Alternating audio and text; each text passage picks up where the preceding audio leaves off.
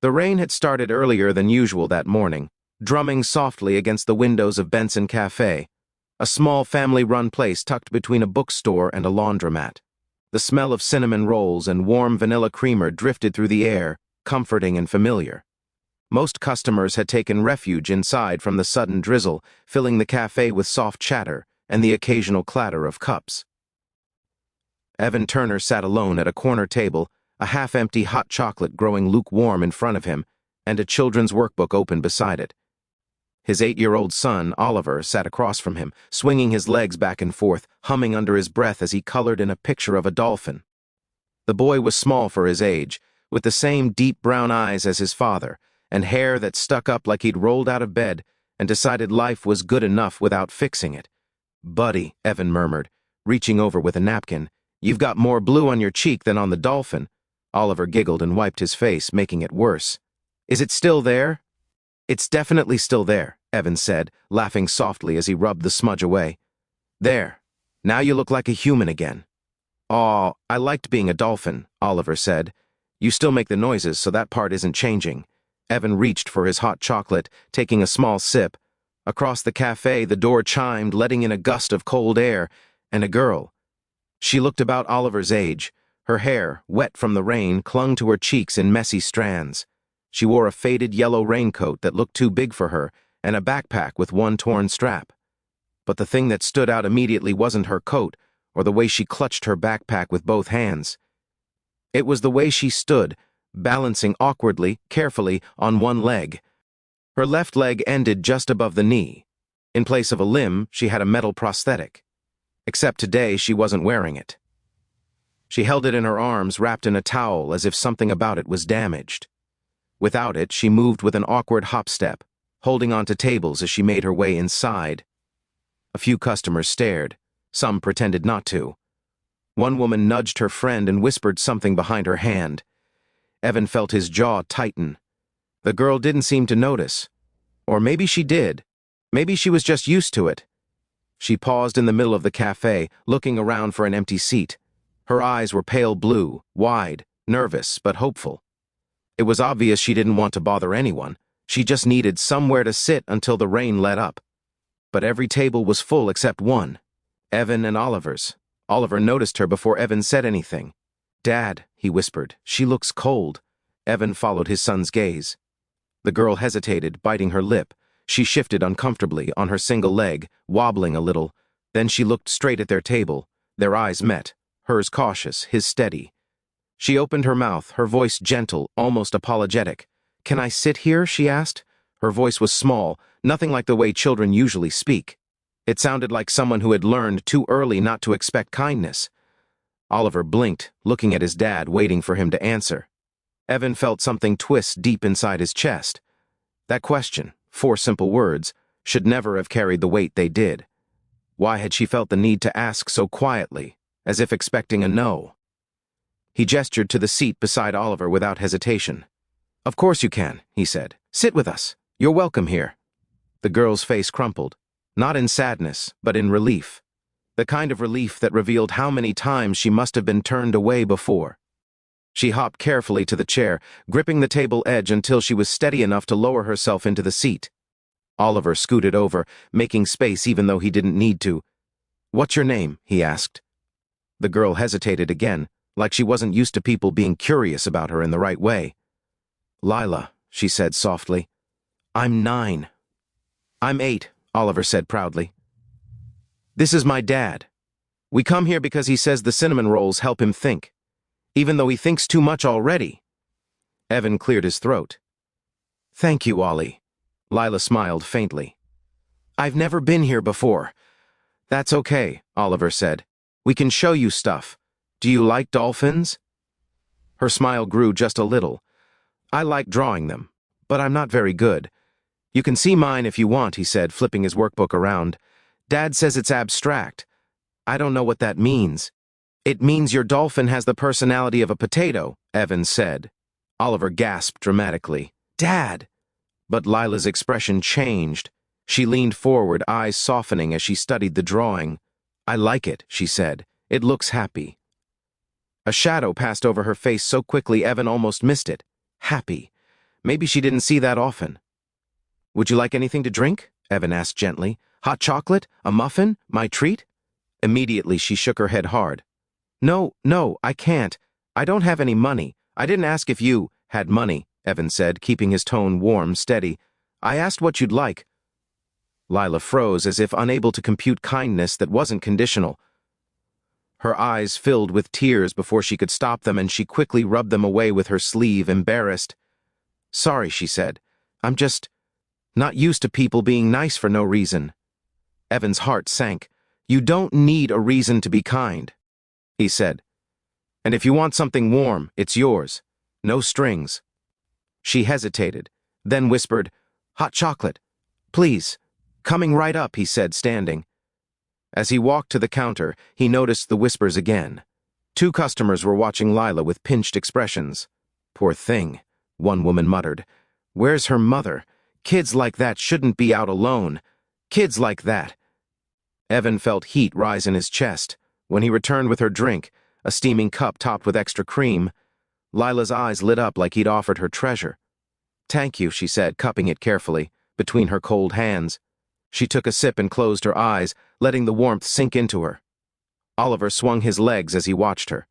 "Where's your prosthetic?" he asked innocently. "Why aren't you wearing it?" Lila held it closer, still wrapped in the towel. It broke a little. The strap came off. "My mom said she'll try to fix it later, but she's at work all day." "What does she do?" Oliver asked. "She cleans offices, sometimes late at night." She stared into her hot chocolate. "She works a lot." "Is it heavy?" Oliver asked, pointing at the prosthetic. "A little," she admitted. "And when it breaks, I have to go without it. So I hop everywhere.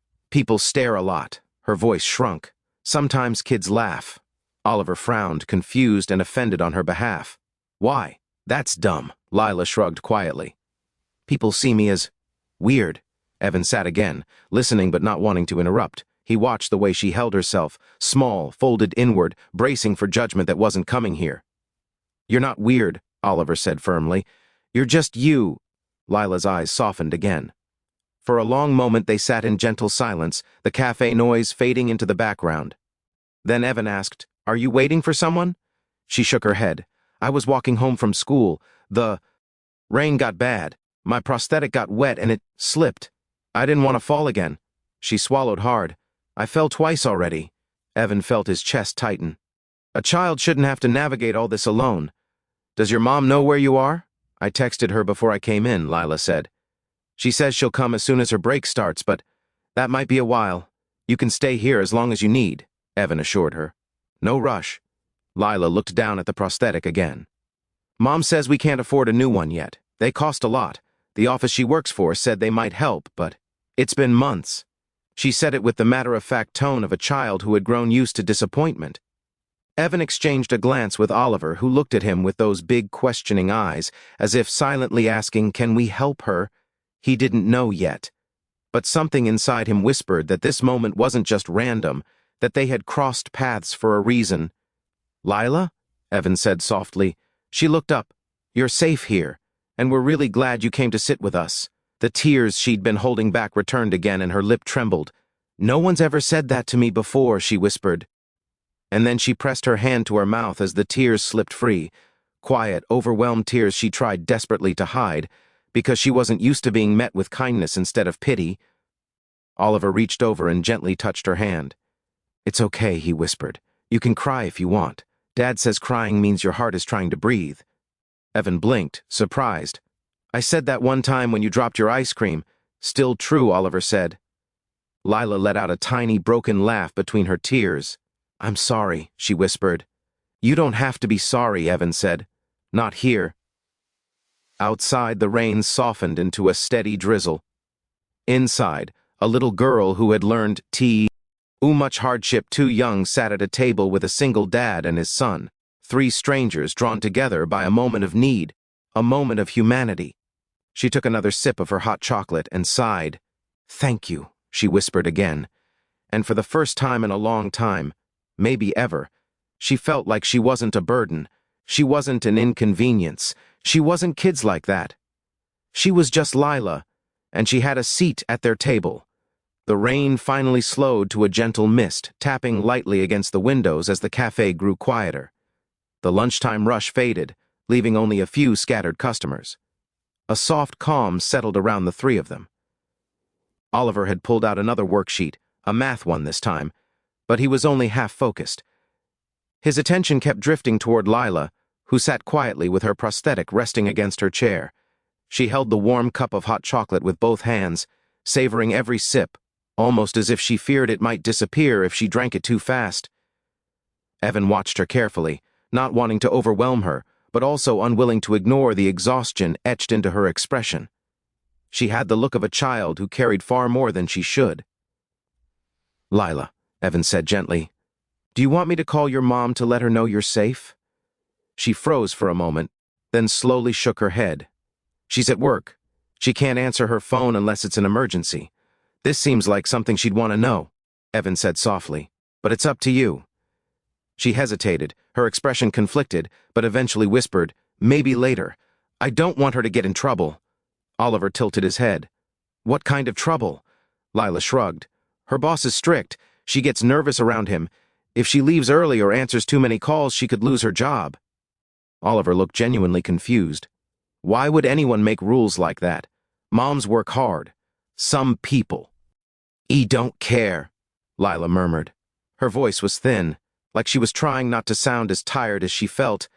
Evan reached into his pocket and slid a fresh napkin toward her.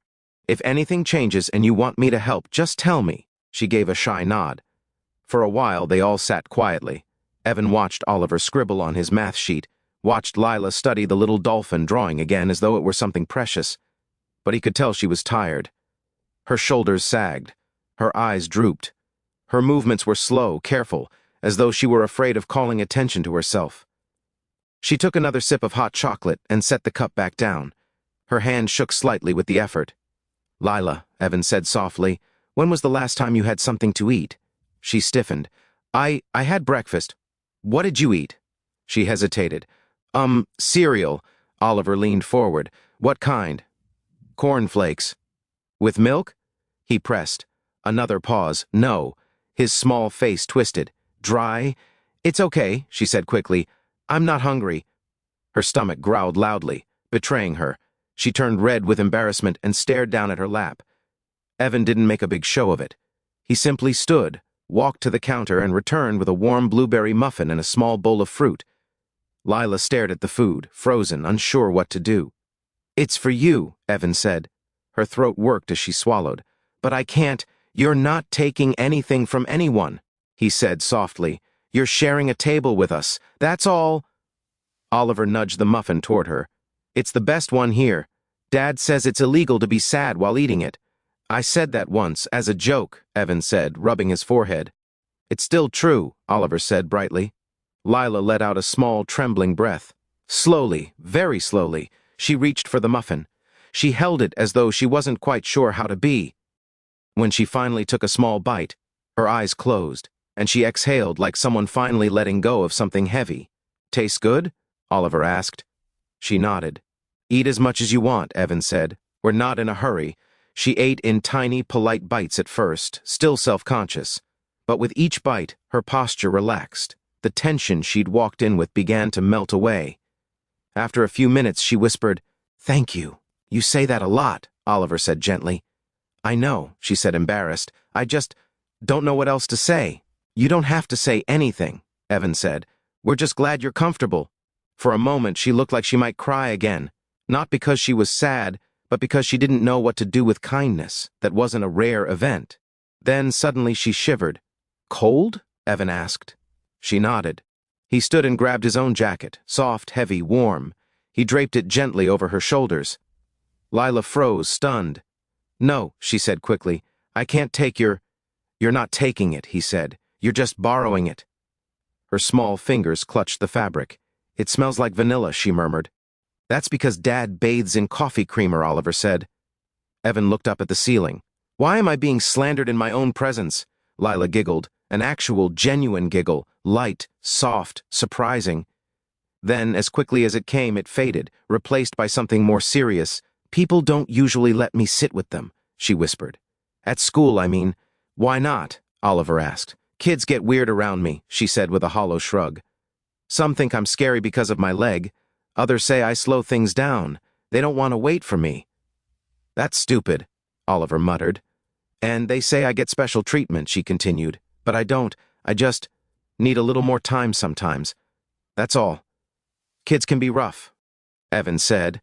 Adults, too. Lila nodded slowly, her eyes fixed on the table. Sometimes teachers say I take attention away from the others, like when I need help walking during field trips, or when I need to sit down longer in gym class. That sounds unfair, Evan said. It's not their fault, she murmured. They're busy. Mom says some people just don't know how to be patient.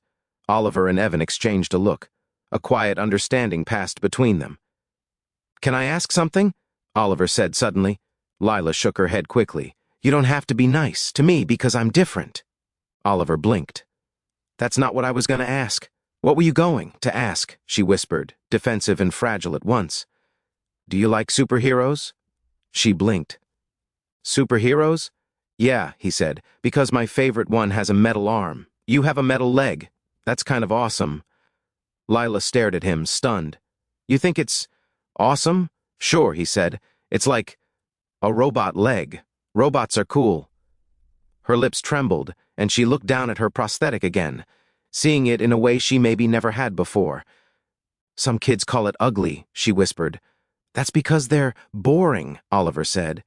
Evan snorted softly, failing to hide the smile tugging at his lips. It's not ugly, he added gently. It's part of what helps you move, right? That makes it important. Lila nodded faintly. A moment later, the cafe door opened again. A gust of chilly air blew in, and a woman rushed inside, dripping wet, her hair mashed under a cheap hooded jacket. She looked worn down, tired eyes, tired face, hands rough from work. She scanned the cafe anxiously, clutching her phone in one trembling hand. Mom? Lila said softly. The woman's head snapped toward their table. Relief flooded her face when she saw her daughter. She hurried over, nearly tripping in her haste. Oh my God, Lila, she breathed. Are you okay? I came as fast as I could. I told my boss it was an emergency. He wasn't happy, but I didn't care. I'm fine, Lila whispered. The woman noticed the prosthetic wrapped in the towel and immediately crouched, checking it with frantic hands. Did you fall again? Sweetheart, you should have called me. I didn't want to get you in trouble, Lila said quietly. Her mother's face fell. Then the woman looked up at Evan and Oliver, her eyes softening when she saw Evan's jacket around her daughter's shoulders, the hot chocolate, the muffin crumbs. You helped her? The woman asked, voice cracking. Evan nodded gently. She was caught in the rain. We were happy to keep her company. The woman blinked rapidly as her eyes filled with tears. Thank you. You don't understand how rare that is. People don't usually see her the way she deserves to be seen. We see her, Oliver said simply. The woman pressed a hand over her mouth. And then, softly, brokenly, she whispered, I don't know how to thank you. You don't need to, Evan said. But Lila's mother shook her head. No, you don't understand. The world's not kind to kids like her, and I try so hard to protect her. But I can't always be there. I work so much. Too much. It's okay, Mom, Lila whispered, reaching for her sleeve. Her mother broke into fresh tears, pulling her daughter into her arms. Evan looked away respectfully, but Oliver watched them, curious, gentle, thoughtful.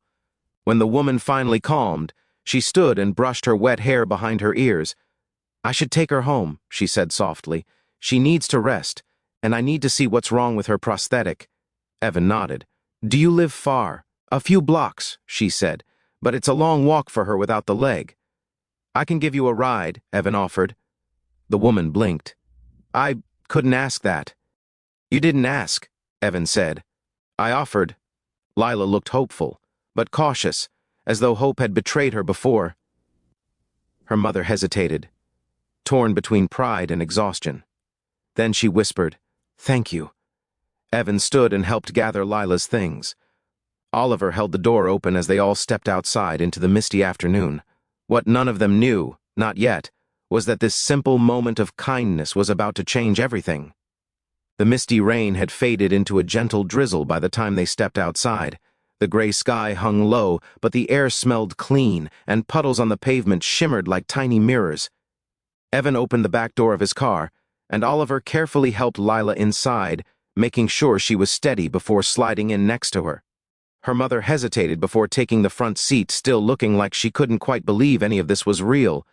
Once they were all buckled in, Evan started the engine and glanced back. "Comfortable?" he asked gently. Lila nodded, clutching her prosthetic against her chest. Oliver gave her a reassuring smile. "If you need anything, just poke me." She managed a tiny nod. They drove slowly through the neighborhood, small houses with peeling paint, narrow sidewalks, and rusted fences. Laundry hung outside windows despite the rain. People hurried along the street with their heads down, moving like ghosts in the grayness. Evan's chest tightened. The area was poorer than he'd expected, harder, harsher, left up ahead, Lila's mother murmured, wiping her nose with a tissue.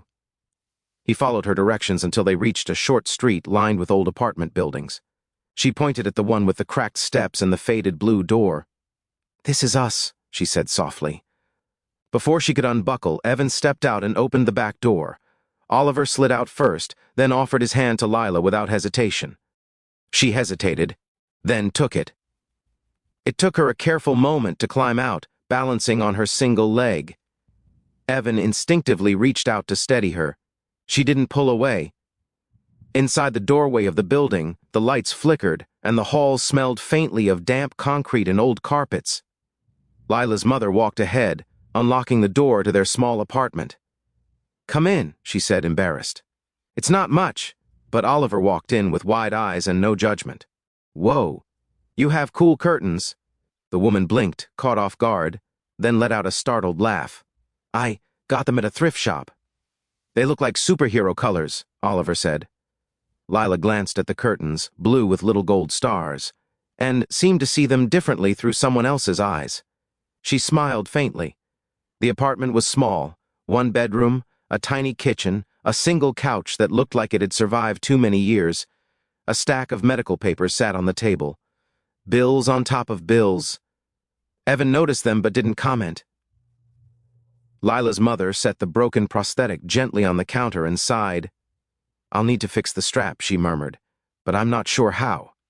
The store that repaired it last time said it's getting too old. They recommended a new one, but—" She trailed off, embarrassed. Lila sank onto the couch, pulling Evan's jacket tighter around her shoulders.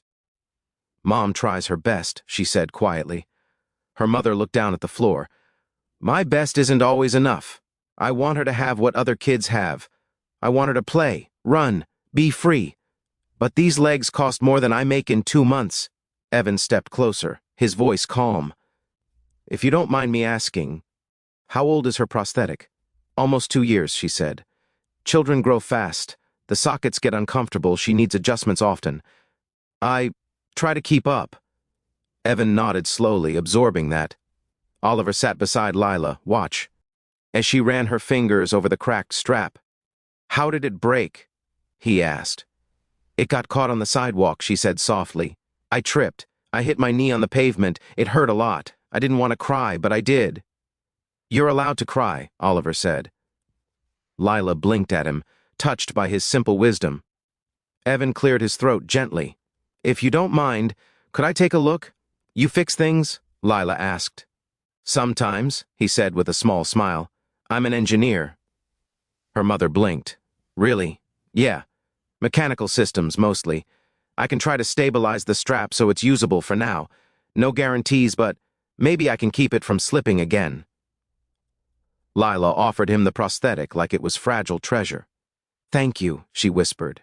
Evan sat at the small kitchen table and examined the damage. The strap anchoring point had cracked. The stitching was coming undone. Cheap manufacturing, worn-out parts, nothing a child should depend on. He worked quietly, gently tightening screws and refastening the strap with careful hands. It wasn't perfect, but it was sturdier. When he finished, Lila's mother stared at him with tears welling. "How do I thank you for this?" "You don't need to," he said softly. But she shook her head. "People don't help us, sir. They don't stop to ask if she's okay. They don't sit with her. They don't see her." Her voice broke. "You saw her." Evan felt something heavy move in his chest. Oliver tugged at Lila's sleeve. "Want to try it on?" She nodded nervously, and her mother helped her attach it. When she stood, wobbling a little, she walked 2 small steps. "It's better," she whispered. "It feels better." A smile crept across Evan's face. Oliver grinned. Then Lila did something small but powerful. She reached out and hugged Evan's waist. It was quick, shy, and trembling. "Thank you," she whispered into his sweater. He swallowed. "Wed hard." "You're welcome, sweetheart." Later, after they'd tested the leg and shared a few more soft words, Lila's mother walked them to the door. "I don't know how to repay you," she said again. "I really don't." "You don't need to repay anything," Evan said. "Kindness isn't a loan." The woman wiped her tears. "You and your son, you changed her day, maybe her whole week." Before Evan could respond, Lila slid forward again, leaning on her prosthetic. Her eyes were brighter now, less weighed down by fear. "Less alone. Will I see you again?" she asked quietly. Oliver jumped in. "You have to. We need to finish the dolphin picture, and I want to show you my robot puzzles. And Dad says we can come back to the cafe again. You can sit with us any time." "Any time," Evan echoed. Lila's lips trembled, not from sadness this time, but from something gentler, softer. "Hope. I'd like that," she whispered. Her mother squeezed her shoulders gently. "We will." When Evan and Oliver reached the bottom of the steps, Oliver tugged on his sleeve. "Dad?" "Yes? Can we really come back? I mean, to see her?" Evan looked up toward the apartment window where Lila and her mother now stood, watching them with shy, grateful eyes. "Yes," he said, "we can." Oliver smiled, satisfied. But Evan wasn't finished. Something had settled in his mind, a quiet, steady resolve. Oliver looked up again. "You're thinking too much." "Probably," Evan admitted. "Don't worry," Oliver said. "We'll fix her leg forever." Evan ruffled his hair. "It's not that simple, buddy." "It could be," Oliver said stubbornly, "if we try." And Evan realized then that maybe his son was right. Maybe trying was enough. They got into the car and drove away slowly. The rain had finally stopped, and the gray clouds were parting, revealing a pale hint of sunlight. As they turned the corner, Lila lifted her hand. In a small goodbye wave, Oliver waved back so enthusiastically he almost smacked the window. Evan smiled. That evening, after Oliver fell asleep, Evan sat at his computer, looking up prosthetic manufacturers, cost assistance programs, and custom-fitting specialists. He didn't know exactly how he would do it, but he knew this. He would find a way, not out of pity, not out of obligation, but because a little girl had asked, "Can I sit here?" And he had seen the way the world treated her, and he had promised, silently, that he would be different. 2 weeks later, Lila walked into the same cafe with a brand new prosthetic, one that fit her properly, one that didn't slip, bend, or break. She actually ran, into Oliver's arms. And when she turned to Evan, tears shining in her eyes, she whispered, "I can walk without hurting now." Evan knelt to her height. "That's because you're strong. I just helped a little." "No," she said softly. "You made me feel seen." And in that moment, Evan realized the truth. Sometimes the smallest seat at the table is where the biggest hearts meet.